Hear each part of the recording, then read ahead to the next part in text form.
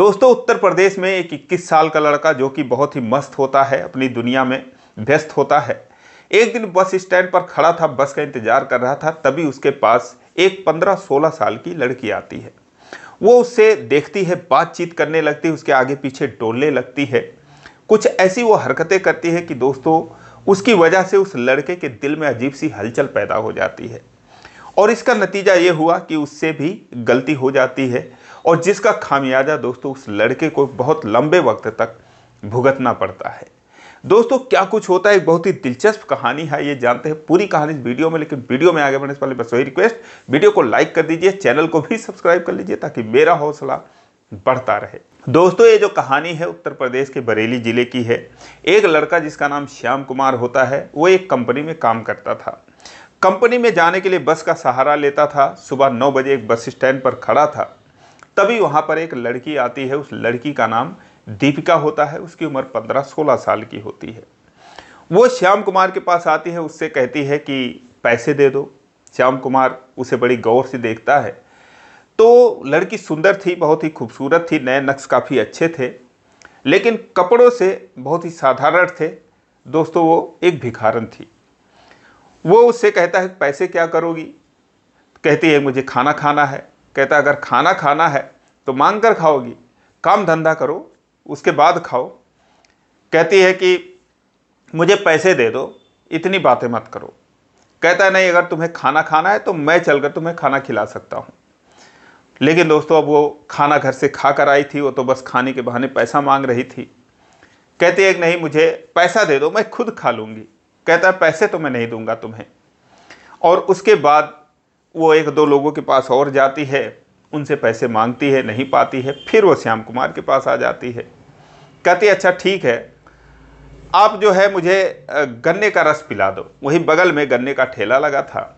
कहता है कि ठीक है, चलो पिला देता हूँ। वो दीपिका के साथ जाता है, वहाँ पर उसे एक गिलास रस पिलाता है, खुद भी पीता है, रस के पैसे देता है। और फिर उसके बाद वो बस स्टैंड पर आ जाता है और बस पकड़कर कंपनी को चला जाता है। दूसरे दिन जब वो आता है तब फिर जो है दीपिका वहाँ पर आ जाती है और उससे कहती है, वो जानती तो है कि ये पैसे तो देगा नहीं। कहती है कि चलो मुझे रस पिला दो गन्ने का। कहता है कि पैसे कोई फ्री में रखे हैं, रोज़ रोज़ तुम्हें गन्ने का रस पिलाऊं, कोई काम धंधा जाकर करो। कहती है काम धंधा कोई बता दो फिर। कहता है मैं कहाँ तुम्हें बताऊँ, तुम खुद ढूंढो कहाँ जाकर काम करना है। कहती है यही तो मेरा काम है, मैं अपना काम कर रही हूँ, पैसे मांगना ही मेरा काम है, क्योंकि मेरे घर वाले सारे लोग यही काम करते हैं। तो वो कहता है पैसे मैं नहीं दूंगा, मेरे पास नहीं है पैसे, रोज़ रोज़ पैसे नहीं होते। कहती है बड़ा कंजूस है तू। कहता है कि हाँ मैं बहुत कंजूस हूँ, जाओ पैसे नहीं मेरे पास। लेकिन दोस्तों, उसे आसानी से छोड़ने वाली तो थी नहीं, क्योंकि काम ही यही होता है उनका। उसके बाद फिर वो जाती है इधर उधर। फिर 2 मिनट के बाद उसके पास आ जाती है।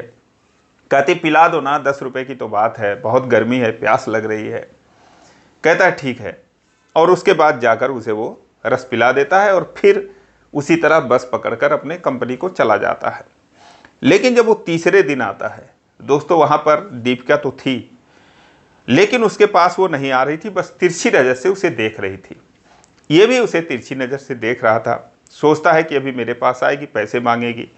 लेकिन जब काफ़ी देर हो गया वो नहीं आई, तो खुद ये चलकर उसके पास जाता है। कहता है कि आज नहीं रस पीना क्या? वो कहती पिलाओगे? कहता पी लो। कहती चलो फिर। और मैं तो डर रही थी आपके पास आने से, इसीलिए मैं तुम्हारे पास नहीं आ रही थी। अब दोस्तों, वो दोनों जाते हैं, वहाँ पर बातें करते हैं। वो कहता है कि मैंने कल तुम्हें डांट दिया था, इसीलिए तुम नाराज़ हो गई क्या, आज नहीं आई पैसे मांगने? कहते नहीं, ऐसी कोई बात नहीं। अरे तुम क्या बोले हो, लोग इतने आसानी से पैसे थोड़ी देते हैं। बहुत कुछ लोग कह देते हैं, कोई कहते हैं पैसे के बदले कुछ और तुम भी मुझे दो, कोई हाथ पकड़ लेता है। तो दुनिया ऐसी है और इतनी छोटी बातों का मैं कोई बुरा नहीं मानती, और वैसे भी तुम मुझे बहुत अच्छे लगते हो। इतना सुनने के बाद दोस्तों, जो श्याम होता है उसके दिल में एक अजीब सी हलचल हो जाती है। कहता है ठीक है, अगर मैं अच्छा हूँ तो मेरी एक बात मान लो। कहते हैं क्या? कहता है कि फिर ये काम तुम छोड़ दो, काम मत करो, तुम इतनी बड़ी हो, तुम्हारे साथ कुछ भी हो सकता है, किसी दिन कोई हादसा हो सकता है। कहते इससे किसी को कोई फर्क नहीं पड़ता, और कुछ भी हो जाए किसी को क्या लेना देना। लोग बहुत ही जो है कुछ भी कह देते हैं मेरे माता पिता के सामने, कुछ नहीं बोलते। वो कहता अच्छा, लेकिन ये काम ठीक नहीं है, ये काम मत करो तुम। कहती है ठीक है, मैं ये काम नहीं करूँगी, तो लेकिन क्या तुम मुझे अपने साथ ले चलोगे? कहता कहाँ पर? कहती अपने घर ले चलो मुझे हमेशा के लिए। श्याम कहता है यार तुम्हारी उम्र क्या होगी? कहती मैं 16 साल की हूँ। वो कहता है तो मैं तुम्हें अपने घर कैसे ले जा सकता हूँ, तुम्हारे घर वाले कुछ कहेंगे तो? कहते हैं कोई कुछ नहीं कहेगा, किसी को कोई फर्क नहीं पड़ता है, आप मुझे ले चलो, मैं चलने के लिए तैयार हूँ। फिर वो कहता है ठीक है मैं बताऊँगा। अब दोस्तों उस दिन के बाद वो उसे भूल नहीं पाता, उसके बारे में सोचने लगता है। और फिर धीरे धीरे उन दोनों में बातचीत होती रही, लगातार वो मिलते रहे, खाते पीते रहे। और एक दिन इसका नतीजा ये हुआ कि वो दीपिका को अपने साथ लेकर जाता है एक मंदिर में, वहाँ पर शादी करता है और फिर अपने घर पहुँच जाता है।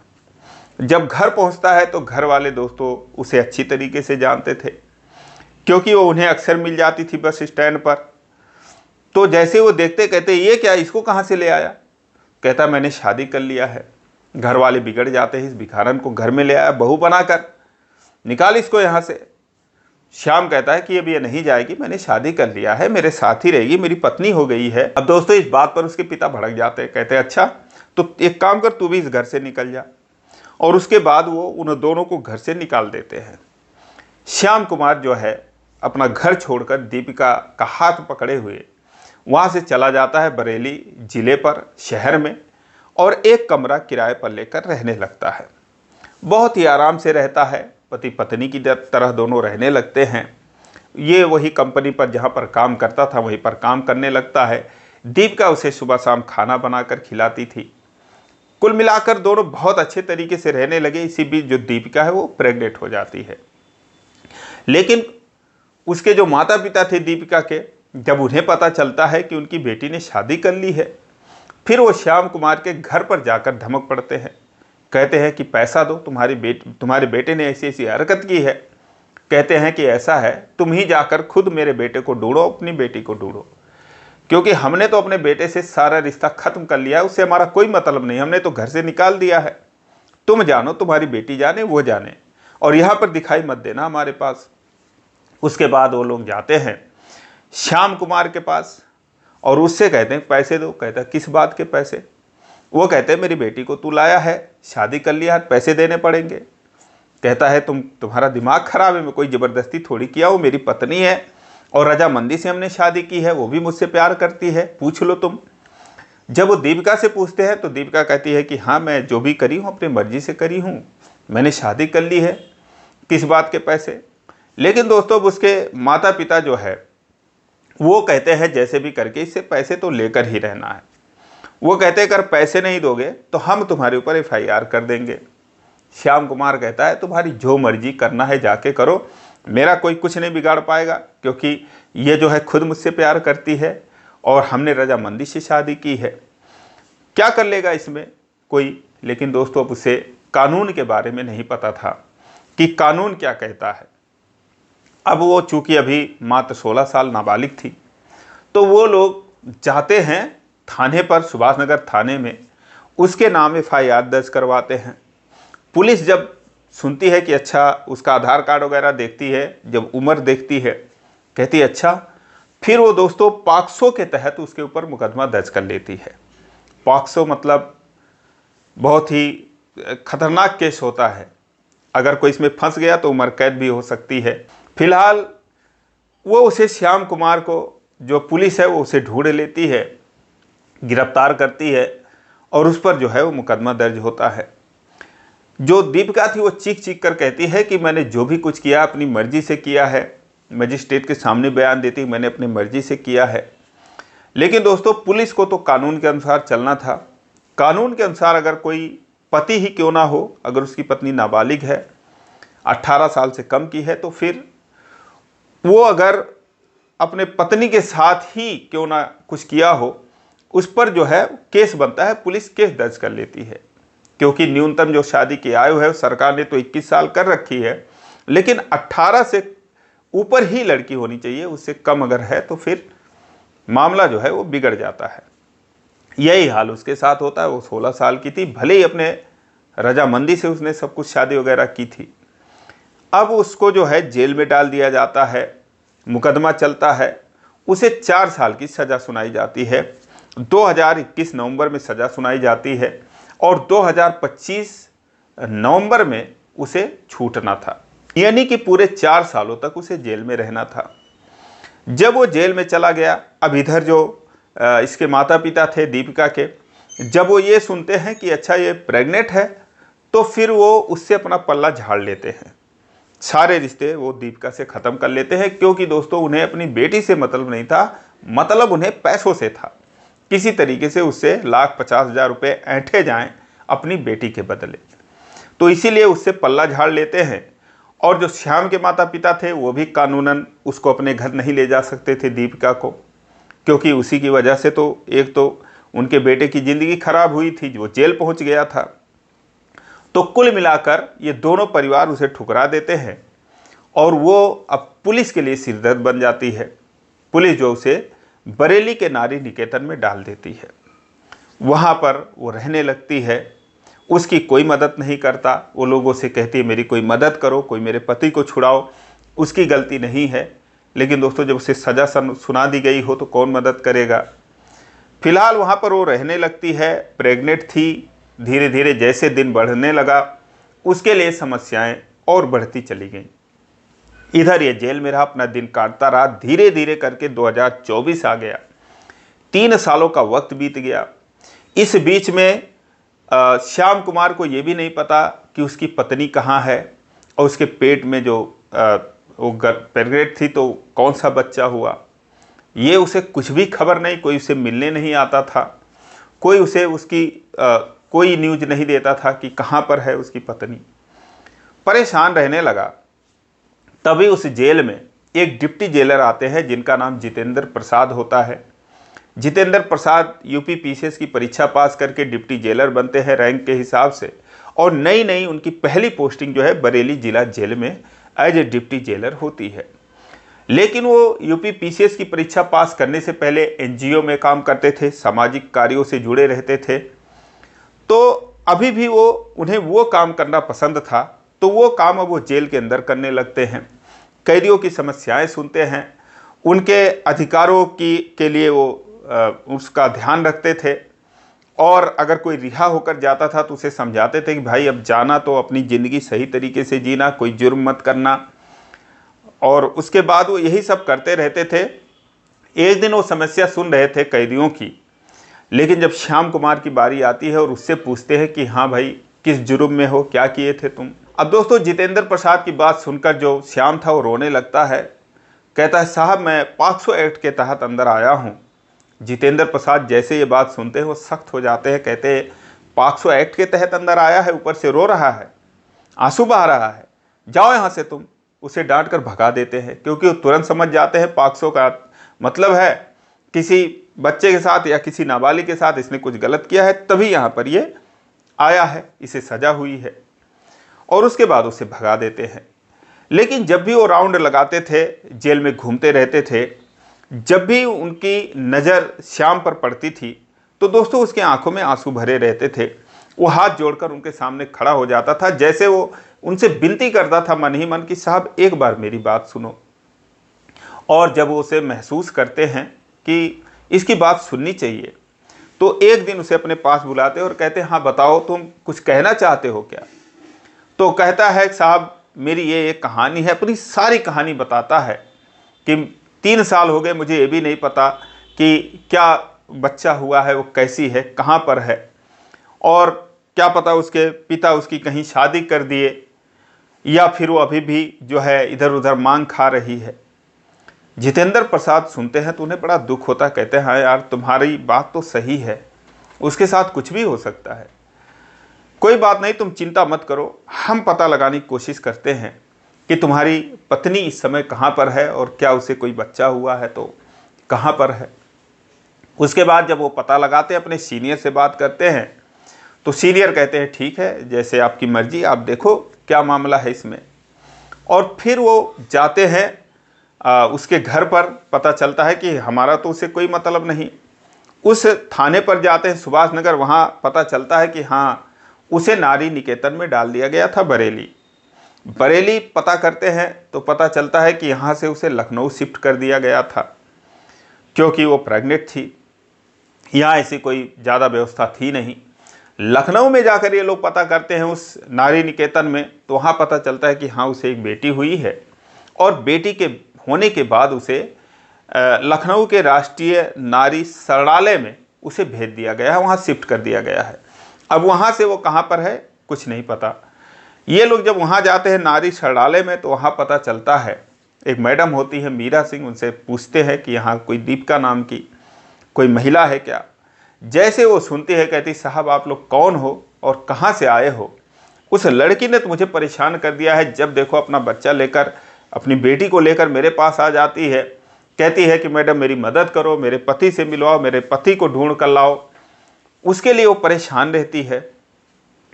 तब ये लोग कहते हैं कि इसका पति तो इसी के जुर्म में जो है, इसी के केस के जुर्म में वो जेल की सज़ा काट रहा है। जब मैडम सुनती हैं, कहती है कि अब कानून ने अपना काम अपने हिसाब से किया होगा, कानून की गलती नहीं है, लेकिन अगर पूछा जाए तो खुद इसकी पत्नी जो है दीपिका जो है उसके लिए बहुत परेशान है। और जो श्याम है मेरे हिसाब से वो निर्दोष है, उसे सज़ा नहीं होनी चाहिए थी, अगर मैं दिल से कहूँ तो, क्योंकि ये खुद उसके लिए इतनी परेशान है, रोती रहती है। वो कहती है कि मेरी बेटी का अभी तक चेहरा नहीं देखा, इसका बाप कहाँ पर है, उसे खुद भी नहीं पता कि वो कहाँ है, किस जेल में है, उसे कुछ भी नहीं पता है। उसके बाद दोस्तों अब जो है ये लोग फैसला करते हैं, जब उसका पता लगाने के बाद वापस जाते हैं, तो ये फैसला करते हैं कि इन दोनों की कम से कम फ़ोन पर बात कराई जाए। जाकर श्याम से कहते हैं कि तुम चिंता मत करो, और तुम्हारी जो पत्नी है वो नारी निकेतन में, वो तो अच्छा हुआ कि अपने बाप के यहाँ नहीं है, वरना ना जाने उसके साथ क्या हुआ होता, कहीं पर वो मांग रही होती या फिर उसकी दूसरी शादी कर दिए होते। तो अब वो जहाँ पर भी है इस हालत में है। अब दोस्तों उसके बाद इन दोनों की बात करवाई जाती है, लेकिन जैसे ही फ़ोन पर एक दूसरे की आवाज़ सुनते हैं, लखनऊ से दीपिका का फ़ोन पे वो रहती है, और इधर जेल में जो है श्याम फ़ोन पर रहता है। जैसे ही एक दोनों की आवाज़ सुनते एक दूसरे की, ये फूट फूट कर रोने लगते हैं, कुछ बोल ही नहीं पाते, इनके मुंह से कोई शब्द ही नहीं निकल पाता। काफ़ी देर तक रोते रहे, और उनका ये हाल देखकर दोस्तों वहाँ पर जो भी था, इधर जो डिप्टी जेलर साहब थे और उधर जो मैडम थी, इनके भी आंखों में आंसू आ जाते हैं। उसके बाद ये कुछ बातचीत करते हैं, एक दूसरे का हाल चाल लेते हैं, फ़ोन रख दिया जाता है। और फिर दोस्तों फ़ोन रखने के बाद श्याम कुमार फूट फूट कर रोने लगता है, कहता मेरी पत्नी इस हाल में है, मैंने अपनी बेटी को अपने गोद में नहीं उठाया, उसका चेहरा नहीं देखा, और मैं कितना भागा हूँ। दोस्तों वो जो डिप्टी जेलर साहब थे उनका लाख लाख धन्यवाद करता है, कहता है साहब आप मेरे लिए भगवान हो। वो कहते हैं कोई बात नहीं, तुम अब चिंता मत करो, वो जहाँ भी हैं सुरक्षित हैं। दोस्तों उसके बाद जो है वो सुकून से उस जेल में अपना रहने लगा, बाकी की सज़ा काटने लगा, क्योंकि समय से पहले तो उसकी रिहाई हो नहीं सकती थी, क्योंकि जज साहब ने सज़ा 4 साल की दी थी और जुर्माना भी लगाया था कि अगर जुर्माना नहीं भरेगा तो 1-2 साल की और सज़ा काटनी पड़ेगी। अब उसे 3 नवंबर 2025 को रिहा होना था, यानी कि अभी भी उसके सज़ा में 1 साल बचे थे। तो बाकी का वो बड़े आराम से काटता है। उसके पत्नी की और बेटी की खबर उसे मिलती रही समय समय पर, लेकिन जब उसे रिहा होना था तो बात पड़ गई कि अब जुर्माना कौन भरेगा, क्योंकि माता पिता ने पल्ला झाड़ लिया था, आर्थिक दंड जो लगा था उसे भरना ही भरना था, नहीं भरने पर भी 2 साल की सज़ा और बढ़ जाती। तो जो NGO, जिस NGO में काम करते थे जितेंद्र प्रसाद, NGO से संपर्क करते हैं, और वो NGO जो है वो उसके जो अर्थदंड था उसके ऊपर लगा था, वो पैसा भरने में मदद करती है। और जिस दिन उसे रिहा होना था 3 नवंबर 2025 को, वो जेल से पूरे 4 साल के बाद रिहा होता है। अब दोस्तों जेल से रिहा होने के बाद वो जाता है, दीपिका से मिलता, अपनी बेटी से मिलता है, दोनों जो है एक दूसरे से लिपट कर रोने लगते हैं। और उसके बाद फिर वहाँ से वो निकलते हैं। उनका कोई घर नहीं था, कोई रिश्तेदार नहीं था, कोई परिचित नहीं था। वो निकलते हैं, जाकर एक कमरा लेते हैं किराए पर, और वहाँ पर ये दोनों रहने लगते हैं। आज बहुत ही खुश हैं, बहुत शानदार तरीके से रह रहे हैं। मेहनत मजदूरी कर रहे हैं लेकिन अच्छे से रह रहे हैं। तो दोस्तों, ये रही दीपिका और श्याम की कहानी। आपको कैसी लगी कमेंट में ज़रूर बताएं। इसी प्रकार की कहानी के लिए इस चैनल को सब्सक्राइब करें। वीडियो को लाइक नहीं किया अभी तक तो लाइक कर दीजिए। फिर मिलेंगे अगले वीडियो में, तब तक के लिए जय हिंद।